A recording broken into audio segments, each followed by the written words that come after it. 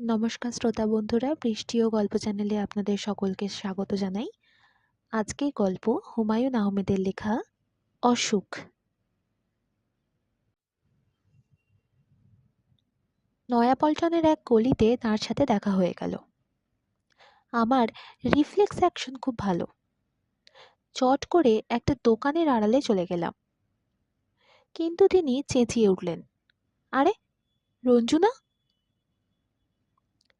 তিনি এগিয়ে এসে আমার হাত চেপে ধরলেন। আমি নিরীহ ভঙ্গিতে বললাম, কেমন আছেন স্যার? অতিরিক্ত উত্তেজনায় স্যারের হাঁপানির টান এসে গেল। সঙ্গে সঙ্গে জবাব দিতে পারলেন না। আকাশের দিকে তাকিয়ে শ্বাস টানতে লাগলেন। দম ফিরে পাওয়া মাত্র প্রথম যে কথাটি বললেন তা হচ্ছে, চল আমার সঙ্গে। এখন তো স্যার যেতে পারবো না, জরুরি কাজ আছে মতিঝিলে, একজন বসে থাকবে। স্যার আরো জোরে আমার হাত চেপে ধরলেন, যেন আমি হাত ছাড়িয়ে পালিয়ে যাব।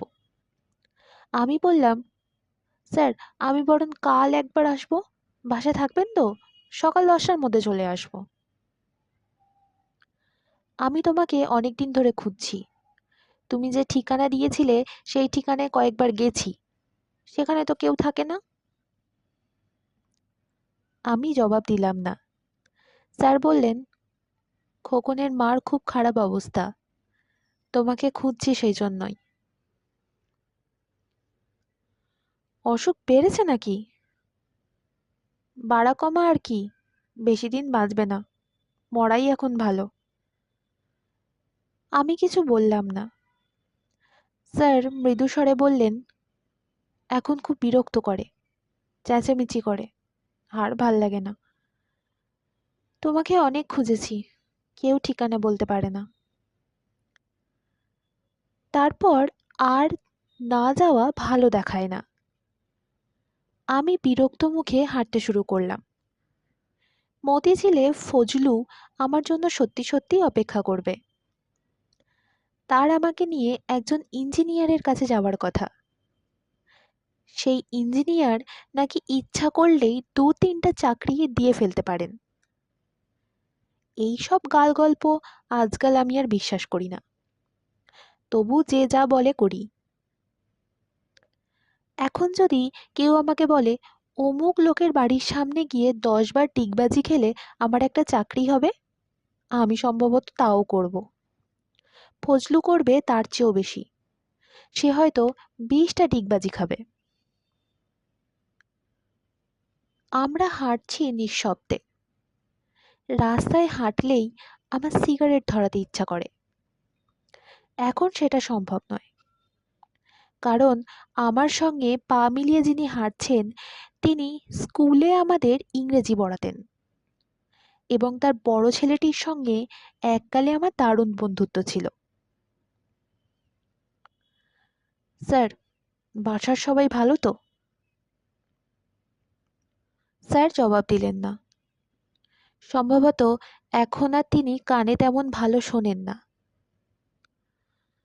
স্কুলে থাকতেও কম শুনতেন, একই কথা 3-4বার বলতে হতো। আমি আরেকবার বললাম, বাসার সবাই ভালো তো স্যার? ভালো। নীলুর বিয়ে হয়েছে? কি বললে?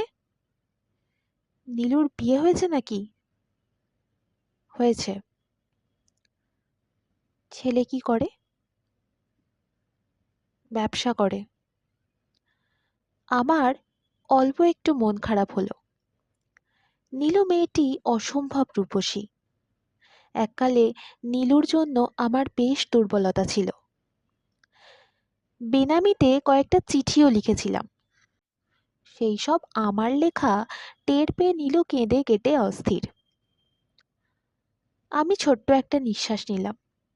স্যার বললেন, রিক্সা নিব নাকি? হাঁটতে কষ্ট হচ্ছে? না না, কষ্ট কিসের? চাচি চিকিৎসা করাচ্ছেন? মৃত্যুই এই রোগের একমাত্র চিকিৎসা। বিলু কেমন আছে? ভালো, ওরও বিয়ে হয়েছে। জামাই সিলেটের চা বাগানে কাজ করে। খুব অল্প বয়সে বিয়ে দিলেন মনে হয়। অল্প কোথায়, তাছাড়া ঝামেলা কমলো। ঝামেলা এখন আর ভালো লাগে না। স্যার আমাকে বসার ঘরে বসিয়ে ভিতরে অদৃশ্য হয়ে গেলেন। প্রায় ২ বছর পর এলাম এই বাড়িতে। কিছুই বদলায়নি। কিছু কিছু বাড়ি আছে যেগুলো সবসময় আগের মতো থাকে, পর্দার রং পর্যন্ত পাল্টায় না, কিংবা হয়তো সবসময় একই রঙের পর্দা কেনা হয়।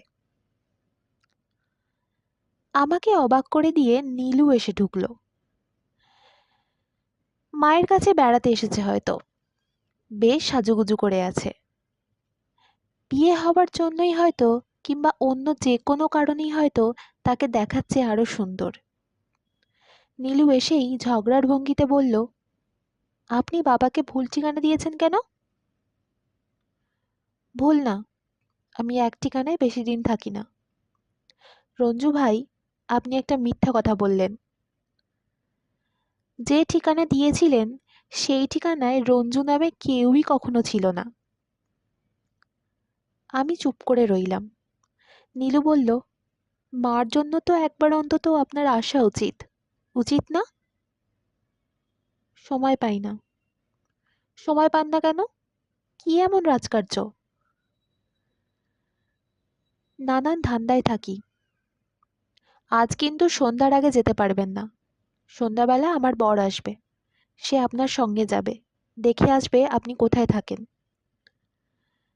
নীলু এমনভাবে বর কথাটি বলল যে তাকে আরো সুখী সুখী মনে হলো। বোধহয় বেশ ভালো বিয়ে হয়েছে। গলায় ভারী একটা হার, হাতে মোটা মোটা বালা। ইচ্ছে হলো জিজ্ঞেস করি, বেনামি চিঠিগুলোর কথা মনে আছে? জিজ্ঞেস করার আগেই স্যার এসে ভেতরে নিয়ে গেলেন। মৃদু স্বরে বললেন, কাপড় চোপড় এখন আর ঠিক থাকে না, ঠিকঠাক করতে সময় লাগে। ঘরটি অন্ধকার, কিছুই প্রায় চোখে পড়ে না। স্যার বললেন, আলো সহ্য করতে পারে না, তার জন্য এই ব্যবস্থা। আমি বললাম, চাচি ভালো আছেন? কোনো উত্তর এলো না। নীলু বলল, মা চিনতে পারছো? ভাইয়ার বন্ধু, রঞ্জু ভাই। বিছানার ওপর কিছু একটা যেন নড়ল। পরিষ্কার গলায় চাচি বললেন, জানালাটা খুলে দে নীলু। ঘর আলো হয়ে উঠতেই অপ্রকৃতস্থ মহিলাটিকে আবার দেখলাম। কি ঝকঝকে চোখ! বেশিক্ষণ তাকিয়ে থাকা যায় না, মাথা ঝিমঝিম করে ওঠে। আমি দ্বিতীয়বার বললাম, চাচি আমাকে চিনতে পারছেন? আমি খোকনের বন্ধু। চাচি কোনো জবাব দিলেন না। স্যার বললেন, রঞ্জু আগাগোড়াই খোকনের সঙ্গে ছিল। খোকন কিভাবে মারা গেছে সেটাও খুব ভালো জানে। রঞ্জু, তুমি বলো তো খোকন কিভাবে মারা গেল? আমি চুপ করে রইলাম। নীলু বলল, রঞ্জু ভাই, আপনি বলুন। মা কথা সব বুঝতে পারেন, আর আপনাকে মা চিনতে পেরেছেন। যে গল্প আরো কয়েকবার এই অপ্রকৃতস্থ মহিলাকে শুনিয়েছি, সেই গল্প আবার শুরু করলাম। চাচি তাকিয়ে রইলেন তীক্ষ্ণ দৃষ্টিতে। মেথিকান্দা অপারেশনে খোকনের তলপেটে গুলি লাগে। ওকে নিয়ে আমরা পালিয়ে আসি। খোকন মারা যায় নৌকোয়। নৌকোয় করে আমরা পালাচ্ছিলাম। চাচি তীক্ষ্ণ কণ্ঠে বললেন, এটা কি সত্যি কথা? জি, সত্যি। চাচির গলা আরো তীক্ষ্ণ হয়ে গেল। এটা কি সত্যি? জি চাচি, সত্যি। শুধু শুধু মিথ্যা কথা বলবো কেন? চাচি এবার কেঁদে উঠল। ফোঁপাতে ফোঁপাতে বললেন, তবে যে ওরা বলে খোকনকে মিলিটারিরা ধরে ফেলেছিল। তারপর মাঠের মধ্যে গিয়ে জবাই করেছে। চাচি, এটা মিথ্যা কথা। কেন আমার ছেলেকে নিয়ে মিথ্যা কথা বলে? যুদ্ধের সময় এরকম মিথ্যা গুজব রটে চাচি। তাছাড়া ওরা মানুষ কিভাবে জবাই করবে? ওরা নিজেরাও তো মানুষ। বলতে বলতে আমি ফ্যাকাশেভাবে হাসতে শুরু করলাম। চাচি আর কিছু বললেন না। তার উত্তেজনা কমে আসছে। এখন বেশ কিছুদিন শান্ত থাকবেন। কয়েক রাত তার সুনিদ্রা হবে। তারপর আবার অস্থির হয়ে পড়বেন। স্যার খুঁজতে থাকবেন আমাকে। মিথ্যা কথা বলতে আমার কখনো খারাপ লাগে না। একটা মাকে প্রবোধ দেওয়ার জন্য আমি লক্ষবার অনায়াসে মিথ্যা কথা বলতে পারি, কিন্তু তবুও কখনো এ বাড়িতে আসতে চাই না। অপ্রকৃতস্থ এই মহিলাটির সামনে এসে বসলেই আমি নিজেও কিছু পরিমাণে অপ্রকৃতস্থ হয়ে পড়ি। সীমাহীন ক্রোধ আমার সমস্ত চেতনাকে আচ্ছন্ন করে ফেলে। ইচ্ছা করে ছুটে গিয়ে কোনো একটা ভয়ঙ্কর অপরাধ করি, যে অপরাধের কথা এর আগে কেউ কখনো শোনেনি। কিন্তু আমি তা করতে চাই না। আমি অন্য 10 জন মানুষের মতো স্বাভাবিক জীবনযাপন করতে চাই। একটা ছোট্ট ঘর, একজন মমতাময়ী নারী, একজন মানুষ, খুব বেশি কিছু তো কখনো চায় না। নীলু আমাকে গেট পর্যন্ত এগিয়ে দিতে এসে খুব কাঁদল। নীলুর স্বামী এলো আমার পিছু পিছু। আমি কোথায় থাকি তা জেনে আসবে। লোকটি ভালো মানুষ ধরনের। রাস্তায় নেমেই আমি তাকে বললাম, নীলুর সঙ্গে যে আমার প্রেম ছিল সেটা আপনি জানেন নাকি ভাই? ভদ্রলোক চমকে উঠলেন। আমি গম্ভীর গলায় বললাম, দারুণ লতকালতকি ছিল। আমি অপ্রকৃতস্থ হতে শুরু করেছি। এই ছিল আজকের গল্প। গল্প কেমন লাগলো অবশ্যই জানাবেন, এবং গল্প পাঠ আপনাদের কেমন লাগছে সেটিও অবশ্যই জানাবেন। ভালো লেগে থাকলে বন্ধুদের সাথে শেয়ার করুন এবং চ্যানেলটি সাবস্ক্রাইব করে পাশে থাকুন। আপনারা আমাকে আপনাদের ভৌতিক অভিজ্ঞতা বা লেখা শেয়ার করতে পারেন। ডেসক্রিপশনে আমার ইমেল আইডি দেওয়া রইল। কোন লেখক বা কী ধরনের গল্প আপনারা শুনতে চান সেটিও কমেন্ট বা মেল করে জানাতে পারেন। শেষ অবধি থাকার জন্য অনেক ধন্যবাদ।